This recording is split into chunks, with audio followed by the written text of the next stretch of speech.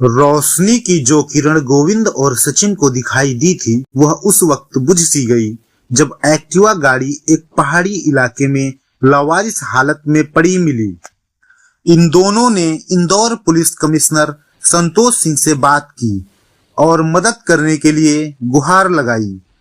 Commissioner साहब ने crime branch के डीसीपी राजेश कुमार त्रिपाठी को जांच की जिम्मेदारी सौंप दी। इंदौर के रघुवंशी दंपति शिलांग में रहस्यमय तरीके से गायब हैं और अभी तक उनका कोई सुराग नहीं मिला है। यह बात इंदौर मध्य प्रदेश होते हुए पूरे देश में आग की तरह फैल गई। इंदौर में हर घंटे हर दिन सस्पेंस गहराता जा रहा था। कोई भी नई पुरानी बात पता चलती तो सभी अपने अपने कयास लगाना और बताना शुरू कर देते थे। नमस्कार, आदाब, सत श्री अकाल, गुड इवनिंग। मेरा नाम है विनीत कुमार और मैं आपका क्राइम ट्यूब हिंदी पर स्वागत करता हूं।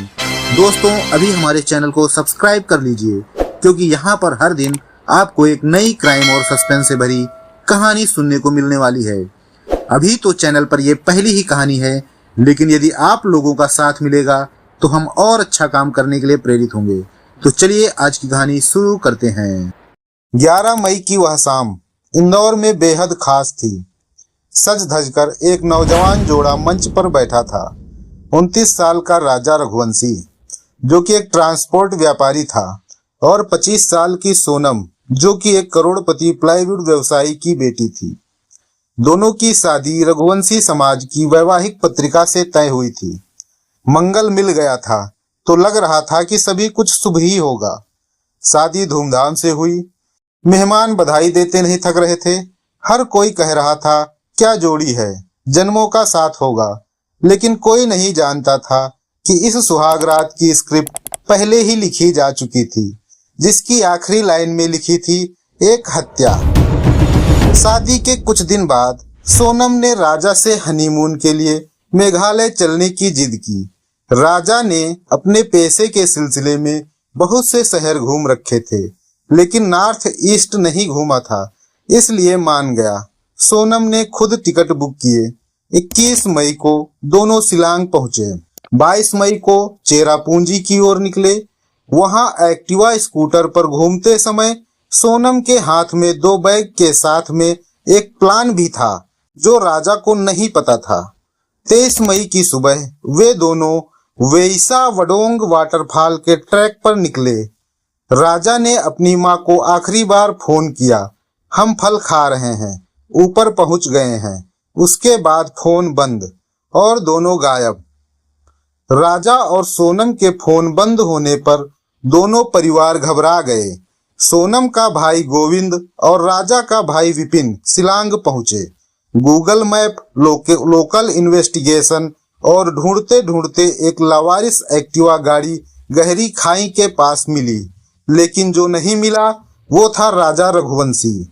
स्थानीय लोगों ने कहा यह इलाका खतरनाक है, कपल्स यहाँ पहले भी गायब हो चुके हैं। पुलिस ने रूखा रवैया दिखाया, लेकिन इंदौर से राजा रघुवंशी के परिवार का दबाव लगातार बढ़ता गया और फिर ड्रोन की मदद ली गई, जिससे पुलिस वालों को एक लाश मिली, बुरी तरह सड़ी गली। एक टैटू से पहचाना गया कि यह राजा की ही डेड बॉडी है। सवाल बड़ा था, सोनम कहाँ है, जिंदा है या मर चुकी है? 9 जून, जब सभी उम्मीदें टूट रही थी, सोनम उत्तर प्रदेश के गाजीपुर के एक ढाबे पर जिंदा मिल गई। बदहवास दिखने की कोशिश की, लेकिन पुलिस को शक हो गया। पूछताछ हुई और धीरे धीरे खुला वो भयानक सच जिसने सभी को हिलाकर रख दिया। सोनम ने अपने प्रेमी राज कुशवाहा के साथ मिलकर हत्या की प्लानिंग की थी। 16 मई को इंदौर में हुई मुलाकात में यह तय हुआ था राजा को मेघालय ले जाकर खत्म करना है। राज कुशवाहा ने अपने 3 दोस्तों आकाश, आनंद और विशाल को साथ मिला लिया। 23 मई को सोनम राजा रघुवंशी को सुनसान पहाड़ी पर ले गई। लोकेशन पहले से भेजी जा चुकी थी। आरोपी पीछे पीछे आए। सोनम ने इशारा किया।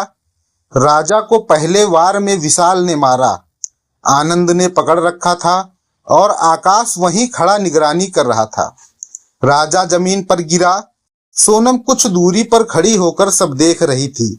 फिर सभी ने राजा को खाई में फेंक दिया। इसके बाद सोनम गायब हो गई।